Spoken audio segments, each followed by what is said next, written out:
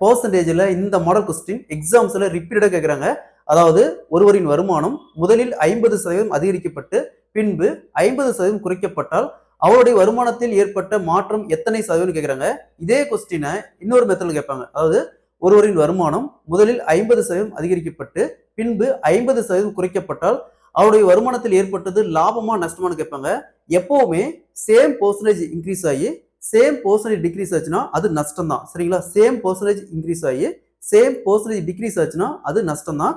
So இது வருமானத்துக்கு மட்டுமல்ல, ஒரு பொருளுடைய மதிப்பு, ஒரு இயந்திரத்தின் மதிப்பு எப்பவுமே சேம் பெர்சன்டேஜ் அதிகரிச்சு சேம் பெர்சன்டேஜ் குறைக்கப்பட்டா அது நஷ்டம் தான். சரிங்களா? ஸோ இந்த மாடல் சம் கேட்டாங்களா எப்படி குயிக்கா சால்வ் பண்ணலாம்னு பார்க்கலாம். ஸோ அதுக்கு முன்னாடி நம்முடைய அகாடமியில 2026 வரக்கூடிய டிஎன்பிஎஸ்சி குரூப் 2 மற்றும் குரூப் 4 அதே மாதிரி போலீஸ் எக்ஸாம், எஸ்ஐ மற்றும் பிசி எக்ஸாமுக்கான classes, online classes and test based இருக்கு.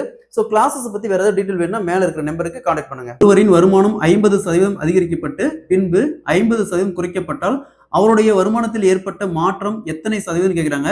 அது எப்பவுமே சேம் பெர்சன்டேஜ் இன்க்ரீஸ் பண்ணி சேம் பெர்சன்டேஜ் டிக்ரீஸ் பண்ணுமா அது நஷ்டம் தான். சரிங்களா? அந்த மாதிரி கொஸ்டின் கேட்பாங்க. அப்படி கேட்டா நஷ்டம் டைரக்டா நம்ம சால்வ் பண்ணவே போட்டுக்கலாம். ஸோ இங்க நம்ம எத்தனை பெர்சன்டேஜ் கேட்கறாங்க இந்த மாதிரி கேட்டாங்களா, இரண்டுமே சேம் பெர்சன்டேஜ். அப்ப 50 × 50 வகுத்தல் 100 2 0 அப்படியே கேன்சல் பண்ணிடலாம். அப்ப 5 × 5 = 25.